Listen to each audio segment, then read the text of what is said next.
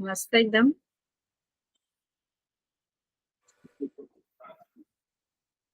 आज आपण खूप दिवसांनी भेटतोय आपण गणिताच्या लेक्चर साठी, हो की नाही? तर आज आपलं जे काय चालू होतं तुम्हाला माहित आहे का?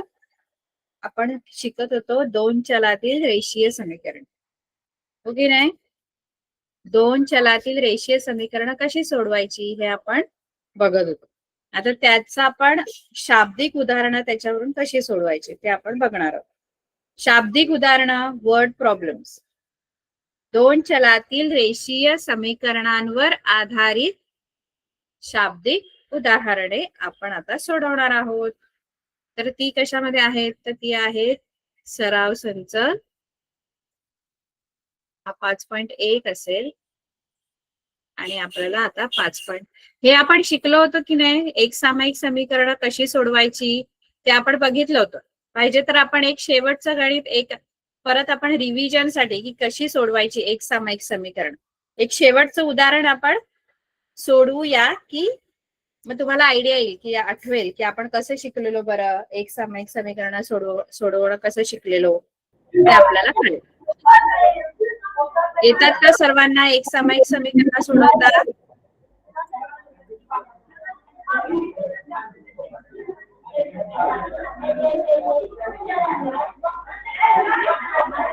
एक सामायिक समीकरणांची उकल काढता येते का?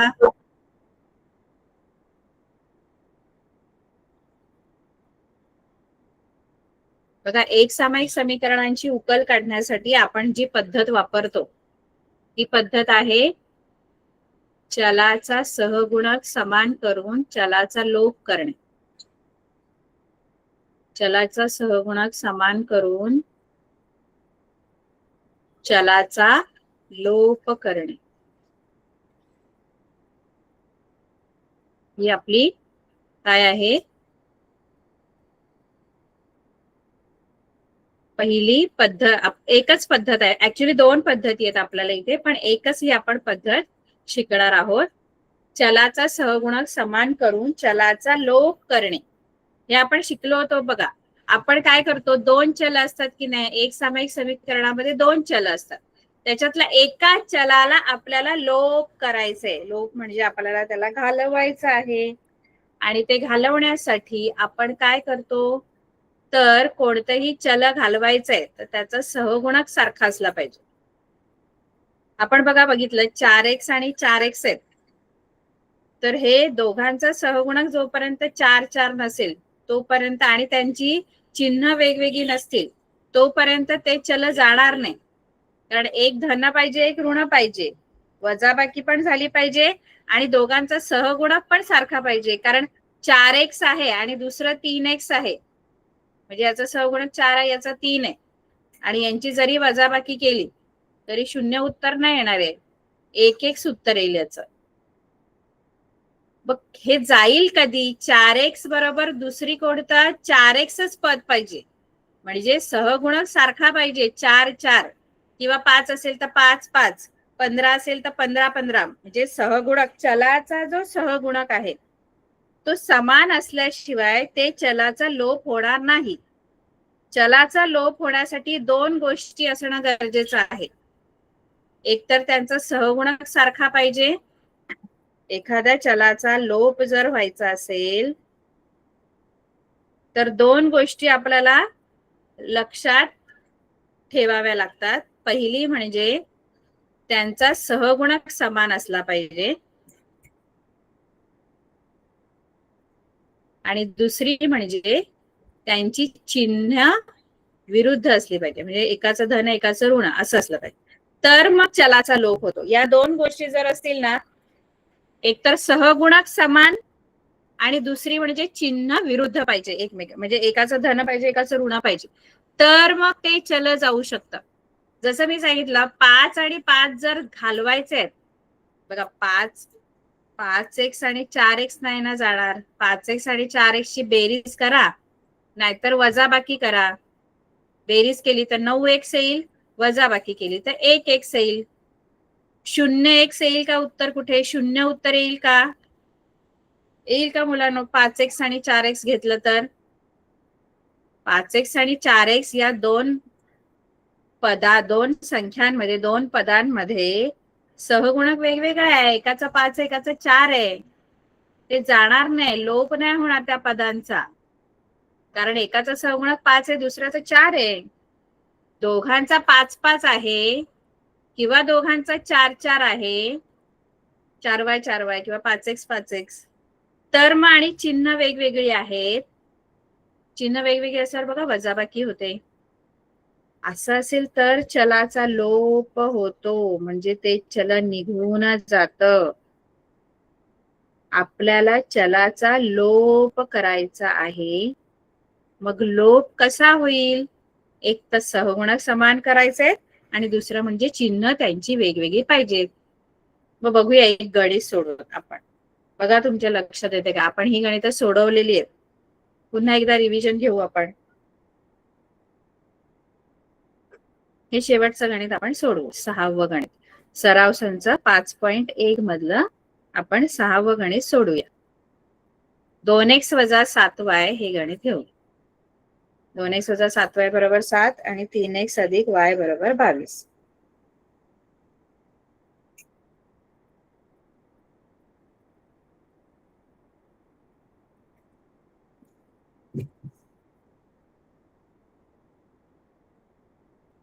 y बरोबर 22.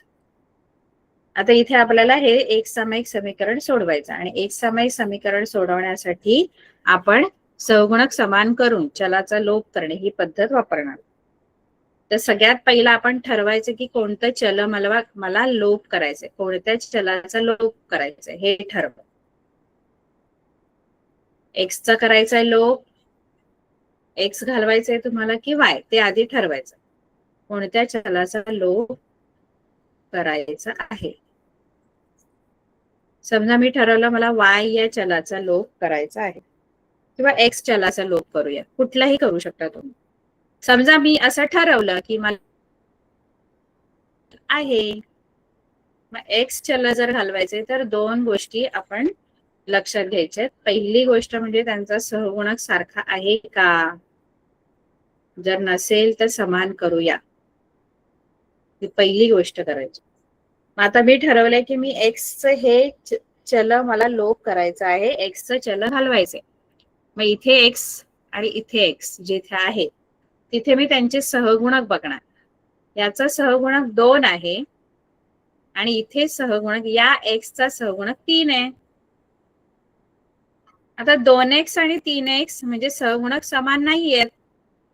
जोपर्यंत सहगुणक सारखे नाही होत तोपर्यंत ते जाणार कसे? 2x आणि 3x ची बेरीज करा नाहीतर वजाबाकी करा, ते काय जाणार नाही, ते तसेच राहील. x हे पद राहील. मग कधी जाईल? जेव्हा त्यांचा मी सहगुणक सारखा करेन आणि त्यांची वजाबाकी करेन. कळते का मुलांना?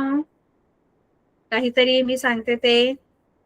चलाचा लोप होण्यासाठी 4 आणि 4, 5 आणि 5 अशा संख्या असतील तरच शून्य उत्तर येतं की नाही?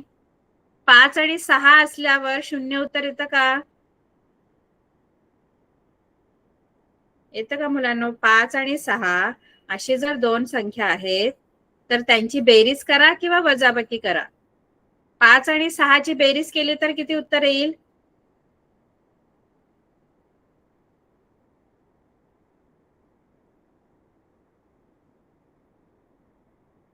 11 उत्तर येईल. आणि 5 आणि 6 ची वजाबाकी केली तर किती उत्तर येईल? 1 उत्तर येईल. मला शून्य पाहिजे, मग शून्य म्हणजे ते चल जायला पाहिजे की नाही, म्हणजे शून्य उत्तर पाहिजे की नाही. मग शून्य येण्यासाठी मला दोघांचा 5 आणि 5, 6, 6 जे काही असेल पण सहगुणक सारखा असला पाहिजे. मग मला इथे एक्सचा सहगुणक आधी सारखा करू दे. इथे 2 आहे, तिथे 3 आहेत, सहगुणक सारखा नाहीये. मग मी तो सहगुणक समान करणार आहे. आणि सहगुणक समान करण्यासाठी काय करायचं? तर इथे 2 आहे सहगुणक आणि इथे 3 आहे, दोघांचा सहगुणक सारखा करायचा. मग दोघांच्या 2 आणि 3 या दोघांच्याही पाड्यात येणारी सगळ्यात लहान संख्या कोणती आहे ती बघायची. 2 आणि 3च्या पाड्यात येणारी सगळ्यात लहान संख्या कोणती आहे बरं? सांगा मला, हातांनी सांगा. किती आहे बोटांनी सांगा. 2 आणि 3 या दोघांच्याही पाढ्यात येणारी लहानात लहान संख्या. 2 आणि 3च्या पाढ्यात येणारी लहानात लहान संख्या कोणती आहे?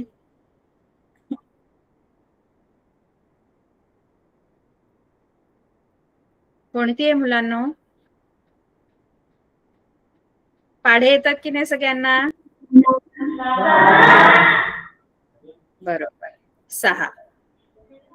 बरोबर. मग आपल्याला काय करायचं? एक्स चे दोन्हीकडचे जे सहगुणक आहेत, इथे 2 आहे, इथे 3 आहे. इथे मला दोन्हीकडे 6 आणायचे, सारखा करायचंय सहगुणक. दोन्हीकडे सहगुणक 6 आणायचंय मला. सारखा करायचा म्हणजे कोणता आपण ठरवला? जो दोघांच्या पाड्यात येणारी लहानात लहान संख्या आहे तेवढा मला सहगुणक आणायचा आहे एक्सचा. पण एक्सचा इथे 2 आहे आणि मला इथे 6 आणायचंय. तर मी या 2 ला कितीने गुणल्यावर 6 येणार आहेत?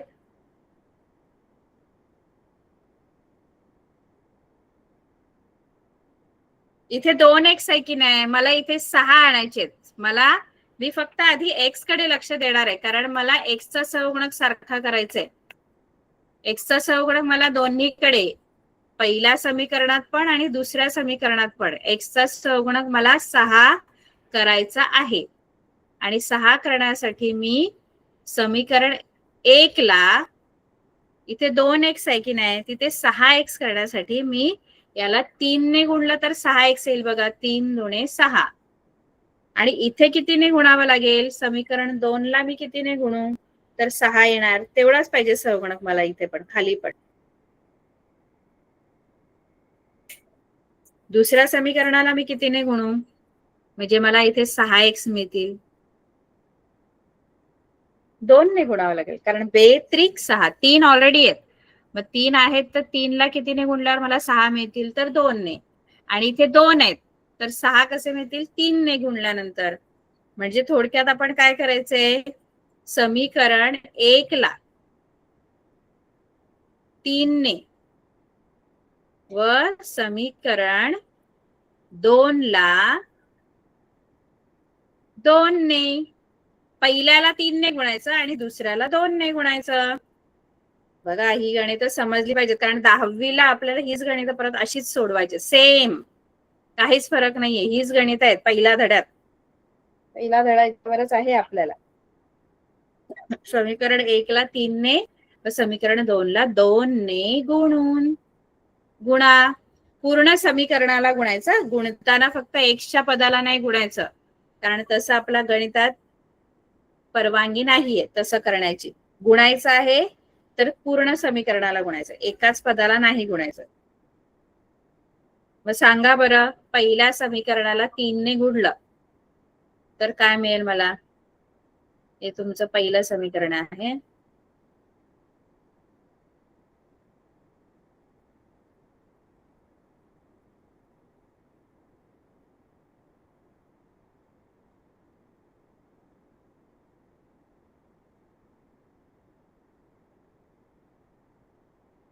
समीकरण 1 ला 3 ने गुणायचंय. प्रत्येक पदाला 3 ने गुणून काय मिळेल सांगा?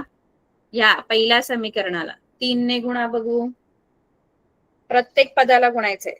3 दुणे 6 एक्स, याला 3 ने गुणलं 6 एक्स झाले. वजा 3 7 21, 21 वाय बरोबर 3 7 21. म्हणजे या पूर्ण समीकरणाला मी 3 ने गुणलं. आता खाली जे समीकरण आहे त्याला कितीने गुणायचे? समीकरण 2 ला 2 ने गुणायचे, कारण मला इथे पण 6 एक्स आणायचे आहेत. मग समीकरण 2 ला 2 ने गुणल्यानंतर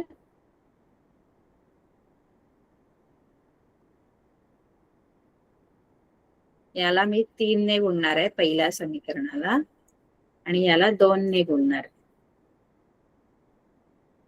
2 ने गुणल्यानंतर मला काय मिळेल बरं? सांगू शकतं का कोण मला? समीकरण 2 ला या समीकरणाला 2 ने गुणा बघू पूर्ण समीकरणाला. या समीकरणाला 2 ने गुणून मला कोण सांगेल काय मिळेल आपल्याला? प्रत्येक पदाला गुणायचं, याला पण गुणायचं, इथे पण गुणायचं, इथे पण गुणायचं. तिन्ही पदांना 2 ने गुणायचं. किती उत्तर मिळेल बरं?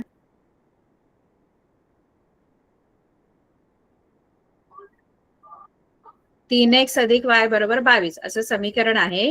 त्या पूर्ण समीकरणाला 2 ने गुणायचंय मला. असं समीकरण आहे 3x अधिक y बरोबर 22. या प्रत्येक पदाला 2 ने गुणायचे. याला पण 2 ने गुणायचं, याला पण 2 ने गुणायचं, याला पण 2 ने गुणायचं.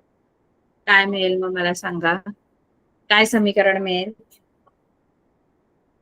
पहिल्या पदाला मी 3x ला 2 ने गुणलं तर 6x अधिक इथे 2 आणि y आहे तर इथे 2 गुणिले y 2y आणि इथे 2 गुणिले 22. प्रत्येक पदाला 2 ने गुणलं इथे मिळालं 44. म्हणजे मला मिळाले 6x अधिक 2y बरोबर 44. आता माझं एक काम झालंय की माझा सहगुणक x चा सारखा झाला बघा 6 6. हेच तर पाहिजे आपल्याला, कारण सहगुणक जोपर्यंत सारखा नाही होत तोपर्यंत आपलं चलाचा लोप होणार नाही. आता सहगुणक सारखा झाला, दुसरी स्टेप काय आहे आपली की 2 गोष्टी असतात चलाचा लोप होण्यासाठी. सहगुणक समान पाहिजे आणि दुसरं म्हणजे चिन्ह त्यांचं विरुद्ध असायला पाहिजे, तर ते जातील की नाही. आता आपण चिन्ह बघायचे. एकदा सहगुणक सारखा झाला की चिन्ह बघूया. तर याचं चिन्ह धन आहे, काही नाहीये इथे, चिन्ह काय दिलं नाहीये म्हणजे धन आहे, आणि याचं पण चिन्ह काय नाही दिलं म्हणजे धन आहे. आता दोन्ही जेव्हा धन धन असतात की नाही मुलांनो, दोन्ही धन धन आहे तर त्यांची बेरीज होईल. 6x आणि 6x ची बेरीज होईल 12x येईल. मग काय उपयोग झाला आपल्याला? तर ते चल घालवायचंय, ते जाणार कसं? दोन्ही जर धन धन आहे तर ते जाणार नाही. मग मला काय करावं लागेल? चिन्ह विरुद्ध एकाचं करावं लागेल. म्हणजे वरच्याचं धन आहे ना, तर ह्याचं मला ऋण करावं लागेल, बदलावं लागेल चिन्ह. कारण ह्याचं चिन्ह जर वजा झालं नाही तर हे जाणार नाही, लोप नाही होणार. त्याच्यासाठी मी काय करेन? समीकरणांची वजाबाकी करेन, कारण वजाबाकीमुळे चिन्ह बदलतात. म्हणून हा जो धन आहे तो ऋण झाला, हा पण धन आहे तो ऋण. सगळ्यांची चिन्ह बदलतील. खाली जे समीकरण आहे त्या सगळ्यांची चिन्ह बदलतात. आणि हा पण 44 जो आहे तो धन 44 आहे, तो ऋण होणार. प्रत्येकाची जो खाली आपण समीकरण लिहितो 4 नंबरचं हे समीकरण, या सगळ्याची चिन्ह बदलली, कारण आपण केली समीकरणांची वजाबाकी. आणि समीकरणांची वजाबाकी का केली? कारण मला जे चिन्ह बदलायचं होतं एका पदाचं, कारण आधी चिन्ह सारखी होती त्यामुळे ते जाणार नव्हतं. मग हे जाणार, हे वजा 21y, कारण हा धन 6x आहे आणि आता ह्या 6x चं चिन्ह आता ऋण झालं, बदललं, कारण मी समीकरणांची वजाबाकी केली म्हणून. ऋण 21y आणि ऋण 2y. ऋण 21y ऋण 2y किती y होतात?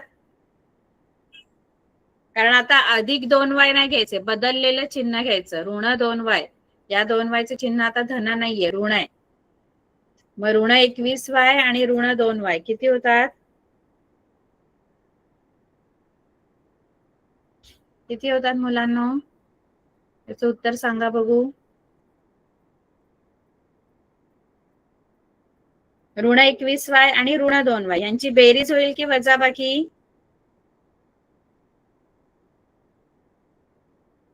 समान चिन्ह आहेत दोघांची पण, याचं पण ऋण आहे याचं पण ऋण आहे. समान चिन्ह असल्यावर बेरीज होते की वजाबाकी?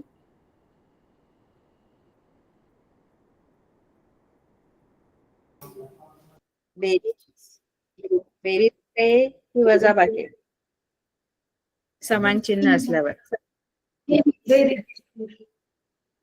बेरीज. मग याचं उत्तर काय येणार मला सांगा? ऋण 21y आणि ऋण 2y चं उत्तर काय येणार? 23. हा 23y. पण 23y जे उत्तर आहे त्याला मोठ्या संख्येचं चिन्ह द्यायचं असतं. नेहमी आपण बेरीज आणि वजाबाकी जेव्हा करतो तेव्हा मोठ्या संख्येचं चिन्ह द्यायचं. मोठी संख्या याच्यामध्ये 21 आहे आणि तिला चिन्ह ऋण आहे, म्हणून इथे उत्तराला ऋण चिन्ह येणार. ऋण 23y. ऋण 23y बरोबर. इथे आहे हा आहे धन 21 आणि हा 44 जो आहे तो आधी धन होता, पण आता त्याचे चिन्ह बदलले, ऋण 44 होईल. म्हणजे धन 21 आणि ऋण 44. 44 ऋण आहे आता, कारण चिन्ह बदललंय त्याचं. बदललेलं चिन्ह घ्यायचं. या दोघांची काय होईल? धन 21 ऋण 44 यांची काय होईल? बेरीज की वजाबाकी?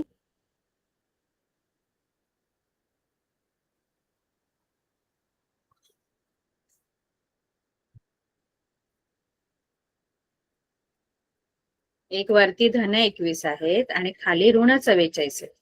यांची काय होईल बरं? बेरीज होईल की वजाबाकी?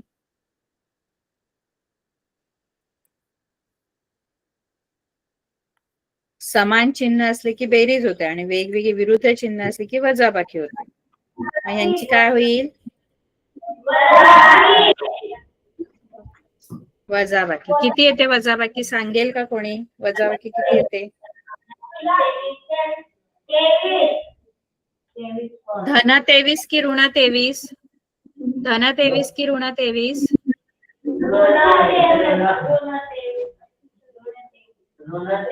ऋण, कारण मोठ्या संख्येचं चिन्ह द्यायचं असतं, त्यामुळे तुमचं जी वजाबाकी येईल ती ऋण 23 येईल.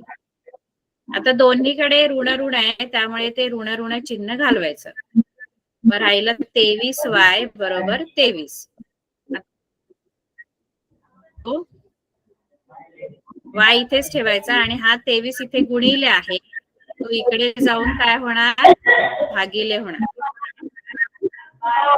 हा 23 इकडे आला की भागिले.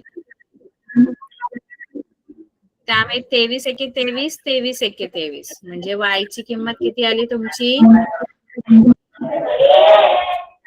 y ची किंमत 1 आली. आता ही y ची किंमत काय करायची माहितीये का? आपली जी समीकरण होती 1 किंवा 2 टाकूया. y ची किंमत किती आलेली आहे? y ची किंमत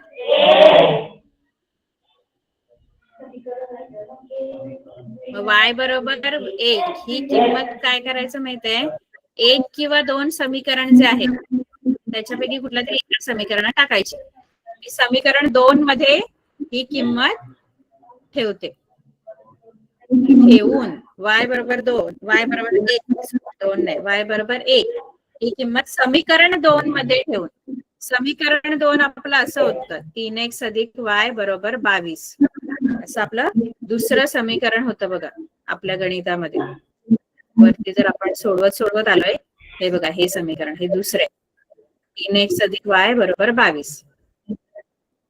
आता आपण y ची किंमत जी आहे ती किती?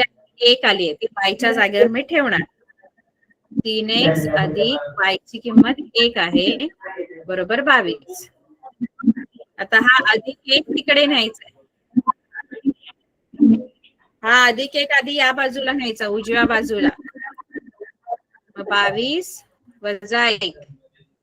22 वजा 1 किती?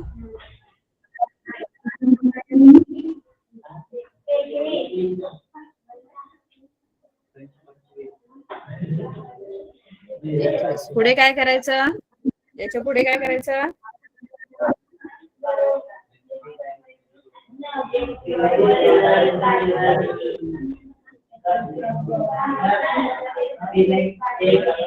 एक्स इथेच ठेवून 3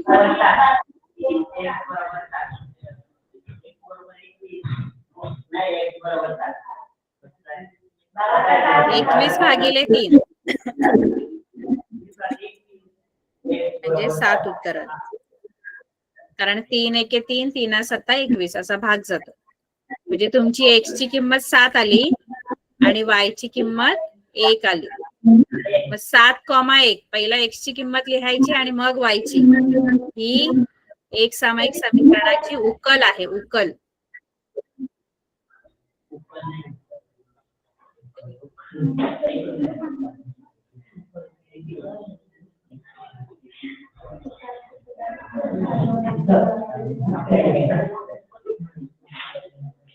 कळलं का?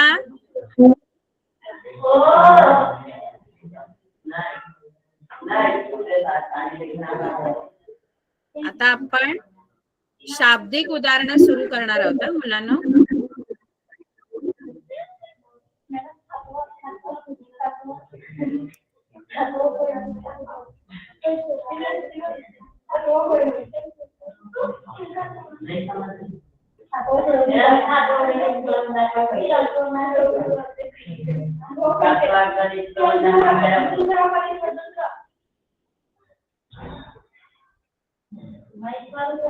सातवं गणित सोडवलं ना आपण.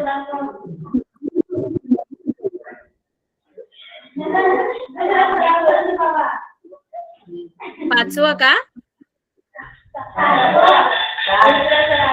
कितवं गणित बोलताय तुम्ही? काय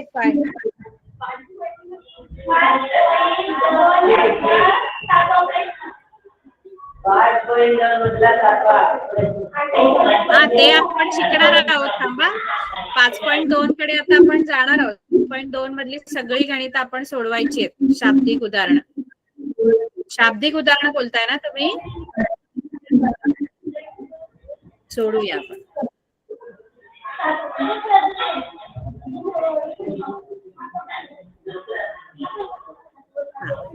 आता म्यूट करा बघू, थोडं म्यूट करा. आपण शाब्दिक उदाहरण शिकणार आहोत.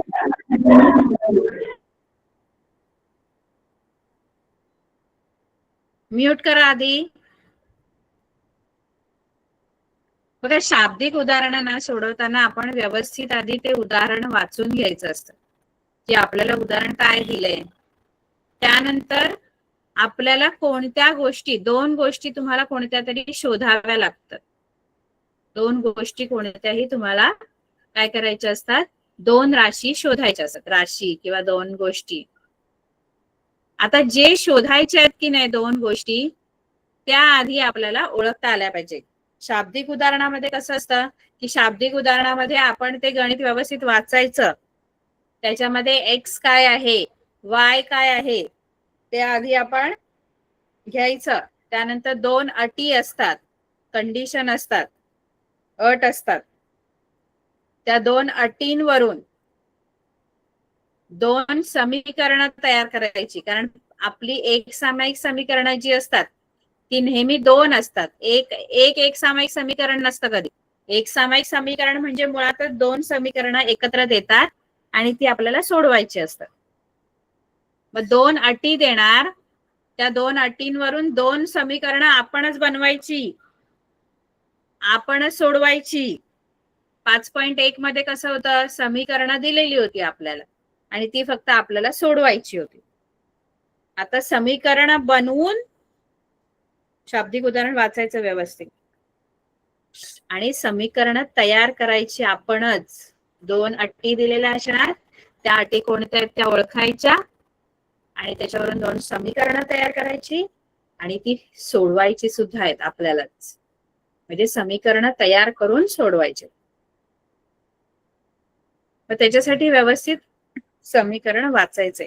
उदाहरण, शाब्दिक उदाहरण व्यवस्थित वाचायचं आहे.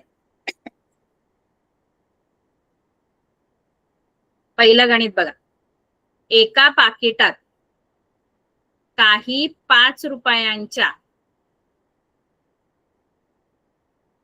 व काही 10 रुपयांच्या नोटा आहेत. म्हणजे एक पाकिट आहे, त्या पाकिटांमध्ये काही 5 रुपयांच्या नोटा आहे आणि काही 10 रुपयांच्या नोट आहे. 5 रुपयांच्या काही नोट आहेत. काही म्हणजे किती त्या नक्की माहित नाही, पण काही आहेत. आणि काही 10 रुपयांच्या नोटा आहेत. आता 5 रुपयांच्या काही, 10 रुपयांच्या काही, आणि असे पैसे जेव्हा मोजले तेव्हा त्या नोटांची एकूण किंमत 350 रुपये आहे. म्हणजे सगळ्या नोटा 5 रुपयाच्या आणि 10 रुपयाच्या जेवढ्या पण नोटा आहेत त्यांची एकूण जी किंमत आहे, पैसे जे एकूण तयार होतात ते 350 रुपये तयार होतात. त्यानंतर काय दिलंय,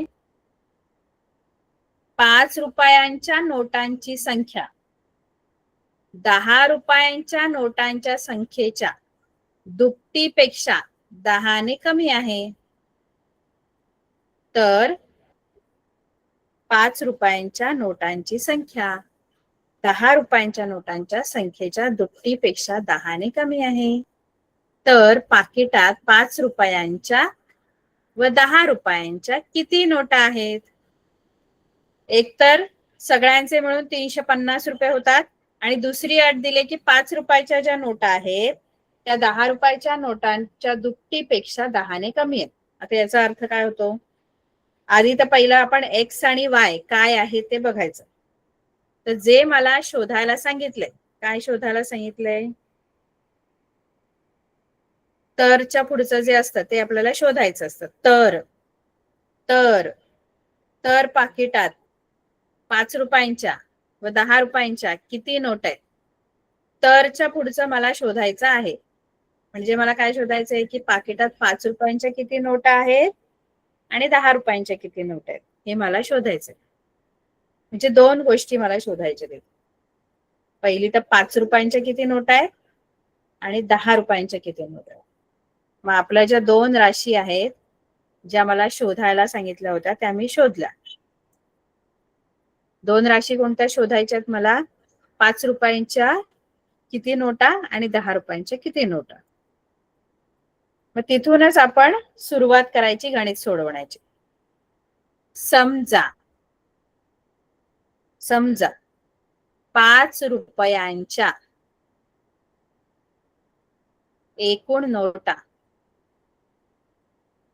समजा 5 रुपयांच्या एकूण नोटा आहेत एक्स म्हणजे कितीतरी असतील. आता 5 रुपये 5 रुपये 5 रुपये अशा नोटा आहेत, 5चं बंडल आहे आणि त्या किती आहेत? 5 रुपयाच्या एक्स नोटा आहेत. समजा एक्स म्हणजे काहीतरी असतील. आता त्याचीच तर व्हॅल्यू काढायची, किती नोटा आहेत 5 रुपयाच्या, आणि 10 रुपयाच्या नोटा ज्या आहेत त्या आपण वाय मानू. 10 रुपयाच्या काहीतरी नोटा आहेत, त्या काहीतरी म्हणजे वाय आहेत. आपण त्याला चल देऊ कोणत्या तरी. दोन चलांचा इथे वापर करायचा आहे कारण आपली एक सामायिक समीकरणाची तयार होतात ती दोन चलांपासून तयार होतात. मग 5 रुपयांच्या एकूण नोटा एक्स आणि 10 रुपयांच्या एकूण नोटा वाय आहेत. आता एकूण पैसे जे आहेत दोन अटी दिलेले आहेत. आपण काय बघितलं, दोन अटींवरून दोन समीकरणं बनवायची आहेत मला. दोन अटी दिल्यात, त्या दोन अटींवरून दोन समीकरण. त्याच्यामध्ये पहिली अट काय आहे ती आधी बघूया. पहिली अट अशी आहे की नोटांची एकूण किंमत 350 रुपये आहे. नोटांची एकूण किंमत मिळून 350 रुपये आहे. आता मला सांगा नोटांची किंमत म्हणजे नक्की काय? तर 5 रुपयाच्या आणि 10 रुपयाच्या एकूण नोटा मिळून जे पैसे आहेत ते 350 रुपये आहेत मोजल्यावर. आता सांगा मला 5 रुपयांच्या एकूण नोटा एक्स आहेत. मग 5 पैसे होतील. समजा मी असं म्हटलं की 5 रुपयांच्या नोटा 15 आहेत. एकूण 15 आहेत. समजा मला माहित नाही किती आहेत. समजा 15 नोटा आहेत 5 रुपयाच्या. तर मला सांगा 5 रुपयाच्या नोटा मिळून एकूण किती पैसे होतील? 5 रुपयाच्या नोटा समजा 15 आहेत, तर एकूण 5 रुपयाच्या ज्या नोटा आहेत 15 नोटा त्यांचे मिळून एकूण रुपये किती होते? कोणाला सांगता येईल का?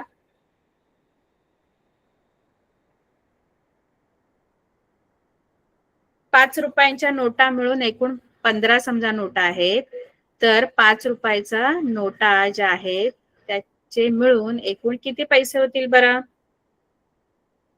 5 रुपयाच्या 15 नोटा आहेत असं समजा आणि मला सांगा की किती रुपये होते नोटांचे मिळून.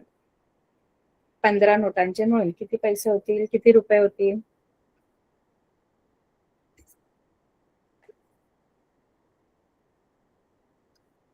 बरं, सोपं घेऊया आपण.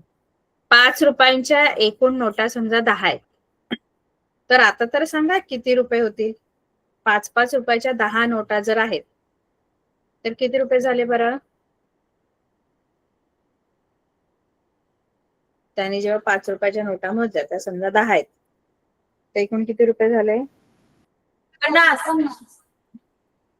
50. म्हणजे आपण काय केलं थोडक्यात, आपण काय केलं, या 5चा आणि या 10चा काय केला, 5 आणि 10चा गुणाकार, बरोबर. पण आता इथे 5 रुपयाच्या नोटा किती आहेत ते मला माहित नाही, त्या आपण एक्स आहेत असं आपण गृहीत धरलेलं आहे. 5 रुपयाच्या एकूण नोटा एक्स आहेत. मग 5 रुपयाच्या एकूण नोटा एक्स आहेत, तर एकूण पैसे जे जमा होतील, जसं इथे 5 आणि 10चा गुणाकार झाला ना, तसाच इथे 5 आणि एक्सचा गुणाकार होतो, म्हणजे 5x. म्हणजे 5 रुपयाच्या नोटा मिळून 5x रुपये जमा होतात आणि 10 रुपयाच्या नोटा मिळून 10y तयार होते. कारण 5 रुपयाच्या नोटा मिळून 5x आणि 10 रुपयाच्या नोटा मिळून 10 रुपयाच्या एकूण नोटा y आहेत, म्हणून 10 रुपयाच्या एकूण नोटा मिळून 10y असे बनते. आणि एकूण जे पैसे आहेत 5x म्हणजे 5 रुपयाच्या नोटा मिळून आणि 10y म्हणजे 10 रुपयाच्या नोटा मिळून जे पैसे तयार होतात, असे एकूण पैसे जे आहेत ते 350 आहेत. आणि हेच तुमचं पहिलं समीकरण आहे. 2 समीकरण आहेत. पहिली अटीवरून हे समीकरण बनलं. पहिल्या अटीनुसार इथे लिहायचं, पहिल्या अटीनुसार.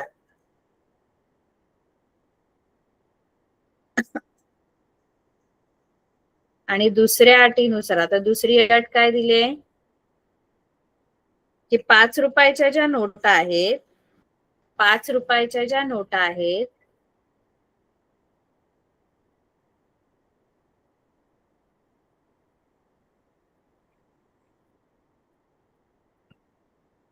आपल्याला दुसरी अट काय दिली माहितीये का, 5 रुपयांच्या नोटा ज्या आहेत या 10 रुपयांच्या नोटांच्या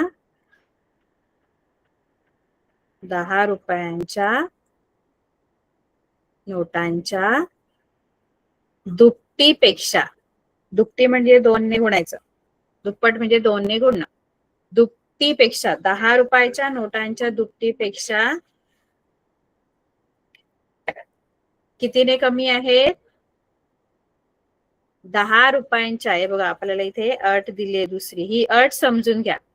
ही अट अशी आहे की 5 रुपयाच्या ज्या नोटा आहेत ना, त्या 10 रुपयाच्या नोटांच्या संख्येच्या दुपटीपेक्षा 10ने कमी आहेत. कमी म्हणजे वजा करणार आपण, अधिक असेल तर बेरीज करायची. म्हणजे 10 रुपयाच्या नोटांच्या संख्येच्या दुपटीपेक्षा 10ने कमी, कमी म्हणजे वजाबाकी. मग मी काय करणार, 5 रुपयाच्या नोटा ज्या आहेत त्या 10 रुपयाच्या नोटांच्या दुपटीपेक्षा 10ने कमी, कमी म्हणून मी वजाबाकी केली. पण आता 5 रुपयाच्या नोटा एक्स आहेत, 10 रुपयाच्या नोटा वाय आहेत, त्याची दुप्पट केली मी, म्हणजे 2 ने गुणलं आणि त्याच्यातून 10 कमी केले, वजा केले. म्हणजे 5 रुपयाच्या नोटा या 10 रुपयाच्या नोटांच्या दुपटीपेक्षा, कारण 5 रुपयाच्या नोटा एक्स आहेत म्हणून. मग हे तुमचं दुसरं समीकरण तयार झालं. पण हे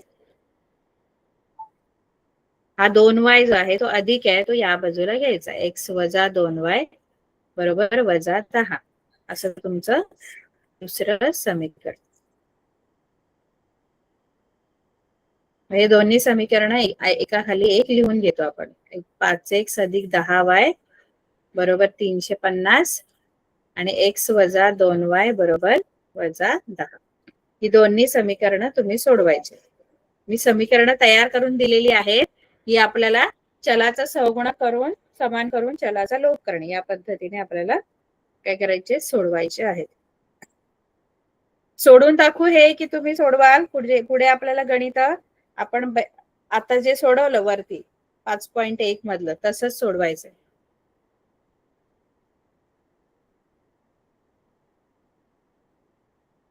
तुम्हाला कोणतं गणित हवं होतं याच्यातलं.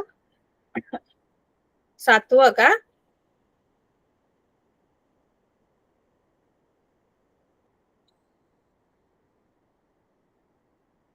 हे गणित कळलं का तुम्हाला? हे गणित आता पुढे आपल्याला सोडवायचंय. तुम्हाला सोडवता येईल का?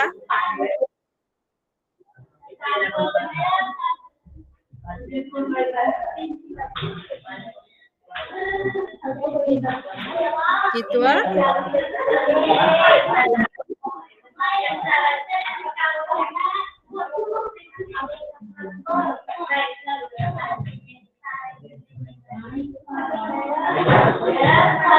5वं की 7वं?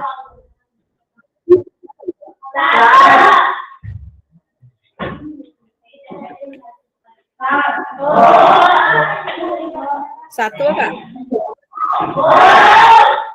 बरं, दाखव.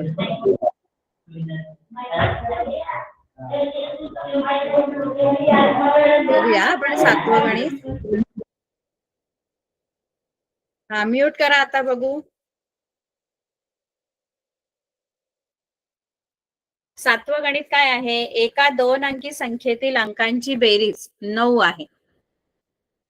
एका ची बेरीज 9 आहे. जर अंकांची अदलाबदल केली, तर मिळणारी संख्या ही आधीच्या संख्येपेक्षा 27 ने मोठी आहे, तर ती 2 अंकी संख्या काढ. आता 2 अंकी संख्या आहे, त्या 2 अंकी संख्येमध्ये अंकांची बेरीज 9 आहे. 2 अंकी संख्या म्हणजे ज्याच्यात 2 अंक आहे. आता समजा 23 आहे, ही 2 अंकी संख्या आहे कारण त्याच्यात 2 अंक आहेत. मग पहिली अट दिली की हे जे 2 अंक आहेत की नाही, या अंकांची बेरीज 9 आहे. आता इथे नाहीये बेरीज 9. बेरीज 9 म्हणजे कदाचित ती 63 असू शकते किंवा 36 असू शकते. बघा, ह्यांची बेरीज 9 येते. 45 असू शकते, 54 असू शकते, 90 असू शकते, यापैकी कुठलीही असू शकते. पण नक्की कोणती हे बघण्यासाठी आपल्याला की एक 2 अंकी संख्या आहे. मग ती 2 अंकी संख्या जर आहे तर त्याच्यामध्ये एक्स काय घ्यायचं आणि वाय काय घ्यायचं. तर आपण काय करूया, बघा, कोणत्याही 2 अंकी संख्येमध्ये एक अंक एकक स्थानचा असतो आणि दुसरा दशक स्थानचा असतो. म्हणून आपण काय करायचं, एक्स आणि वाय आपण हे मानायचे. दशक स्थानचा अंक आपण एक्स मानू आणि एकक स्थानचा अंक आपण वाय मानू. असा एक्स आणि वाय घेऊया, कारण मला नक्की माहित नाही ना दशक स्थानी आहे. मग मी काय करेन, दशक स्थानचा अंक एक्स मानू आणि एकक स्थानचा अंक वाय मानू. आता ही दोन्ही अंक एक्स आणि वाय मानल्यानंतर आपली जी 2 अंकी संख्या तयार होते ती कशी तयार होते बघा. 2 अंकी संख्या जेव्हा आपण लिहितो, आता आपल्याला असं लिहिताना आपण 23च लिहितो, पण नुसतं एक्स वाय असं. आता एक्स हा दशक स्थानचा अंक, वाय हा एकक स्थानचा, म्हणून तुम्ही बोलाल की आपली 2 अंकी संख्या अशी बनेल एक्स वाय, कारण हा एकक स्थानी हा दशक स्थानी. तर एक्स वाय चलामध्ये, चलाच्या स्वरूपात जर आपल्याला एखादी संख्या लिहायची, 2 अंकी संख्या किंवा 3 अंकी संख्या, तर ती अशी नाही लिहित आपण, एक्स वाय असं नाही लिहित. 2 अंकी संख्या जर लिहायची आहे तर कशी लिहितो बघा, कोणताही दशक स्थानचा अंक असतो तो दशक स्थानी आहे, म्हणून मग त्याला मी काय करेन, 10 ने गुणेन, कारण आपण विस्तारित रूपात लिहायचे. जसं आपण विस्तारित रूप लिहितो बघा, 23चं विस्तारित रूप कसं येणार, 23चा विस्तार करणार की नाही आपण, हा एकक स्थानी आहे, हा दशक. मग आपण काय करतो, विस्तार करताना दशक स्थानचा अंक जो आहे त्याला 1 0 देतो आणि अधिक 3. 1 0 देतो म्हणजेच काय करतो, दशक स्थानच्या अंकाला 10 ने गुणतो. तेच जर 3 अंकी संख्या असेल तर आपण एकक, दशक, शतक, शतक स्थानच्या अंकाला आपण 100 ने गुणतो, दशक स्थानच्या अंकाला 10 ने गुणतो आणि एकक संख्यांकाला 1 ने गुणतो. तसंच इथे करायचं आहे. विस्तारित रूपात आपल्याला ती संख्या लिहायची. म्हणजे दशक स्थानचा अंक x आहे, मग त्याला 10 ने गुणायचं आणि अधिक एकक स्थानच्या अंकाला 1 ने गुणायचं. 1 ने गुणलं की 1y येणार, मग नुसता y लिहिला तरी चालतो. मग ही बनली तुमची 2 अंकी संख्या. एवढं कळलं?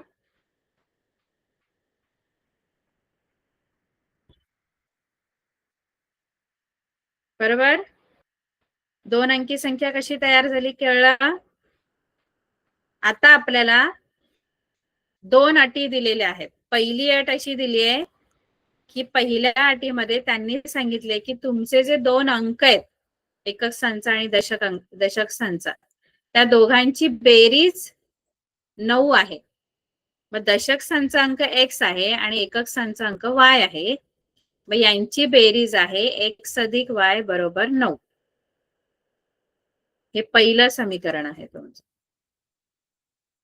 x अधिक y बरोबर 9. कारण अंकांची बेरीज, आता समजा 23 आहे तर 23 मध्ये अंकांची बेरीज 5 येते, म्हणजे 2 अधिक 3. तसंच दशक स्थानचा अंक x आहे आणि एकक स्थानचा अंक y आहे. त्या दोन्ही अंकांची बेरीज म्हणजे x अधिक y ही 9 आहे. पुढे त्यांनी काय दिले आपल्याला की बघा, जर आपण अंकांची अदलाबदल केली, अंकांची अदलाबदल म्हणजे आता 23 आहे, तर अंकांची अदलाबदल म्हणजे जो एकक स्थानी अंक आहे तो दशक स्थानी जाणार आणि दशक स्थानचा आहे तो एकक स्थानी येणार. अंकांची अदलाबदल केली तर मिळणारी संख्या ही आधीच्या संख्येपेक्षा 27 ने मोठी आहे. म्हणजे नवीन संख्या तुम्हाला मिळणार अंकांची अदलाबदल केली. बघा, अंकांची अदलाबदल केल्यानंतर ही आपली 2 अंकी संख्या आहे, 10x अधिक y. अंकांची अदलाबदल केल्यानंतर आपल्याला जो अंक दशक स्थानी आहे तो एकक स्थानी जाणार आणि जो एकक स्थानी आहे तो दशक स्थानी. म्हणजे अंकांची अदलाबदल केली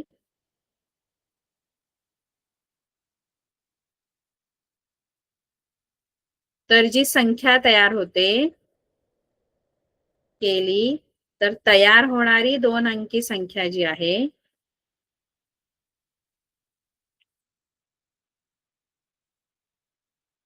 ती आहे 10y अधिक x. कारण 10x अधिक y, कारण x दशक स्थानी होता, y एकक. आता y दशक स्थानी गेलाय, अंकांची अदलाबदल केली आणि x एकक स्थानी आलाय, म्हणून 10y अधिक x. मग ही जी नवीन संख्या तयार झाली की नाही 2 अंकी, ही 10y अधिक x. मग दुसरी अट काय दिली आपल्याला की ही जी 10y अधिक x आहे की नाही, दुसऱ्या अटीनुसार ही जी नवीन अंकांची अदलाबदल केल्यानंतर जी तयार होणारी संख्या आहे, म्हणजे 10y अधिक x जी आहे ती आधीच्या संख्येपेक्षा, आधी कोणती संख्या होती 10x अधिक y, ही आधीची संख्या आहे, ही आत्ताची आहे जेव्हा आपण अदलाबदल केली, याच्यापेक्षा 27 ने मोठी आहे. म्हणजे अधिक 27 करायचं.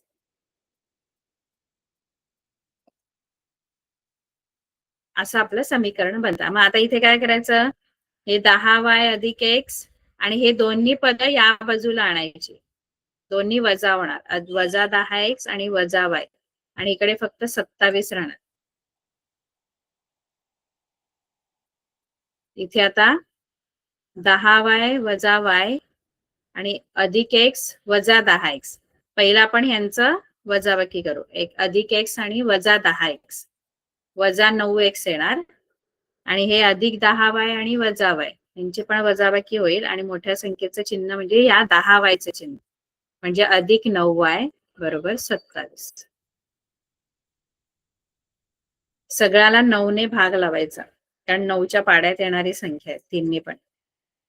9 ने भाग लावल्यानंतर 9 एके 9, 9 निघून जातील आणि इथे 9 ने भाग लावल्यावर इथे 3 येतील, कारण 9 त्रिक 27. म्हणजे इथे येणार वजा x, कारण आपण 9 ने भाग लावतो, बरोबर 3. हे आहे तुमचं दुसरं समीकरण. त्याला आपण 9 ने भागून असं लिहा म्हणजे कळेल की आपण काय केलेलं आहे. मग आपल्याला अशी 2 समीकरणं मिळतात, ती आपण सोडवायची. पहिलं समीकरण मिळालं x अधिक y बरोबर 9. दुसरं समीकरण मिळालं वजा x अधिक y बरोबर 3. ही सोपी समीकरण आहेत, त्यांची फक्त बेरीज करा, मग ती सोडवता येईल. ठीक आहे, पुढचं पाहिजे तर आपण नंतर आपल्या पुढच्या लेक्चरला घेऊ. एवढं लिहून घ्या आणि पुढच्या लेक्चरला आपण उरलेलं गणित घेऊया. ठीक आहे.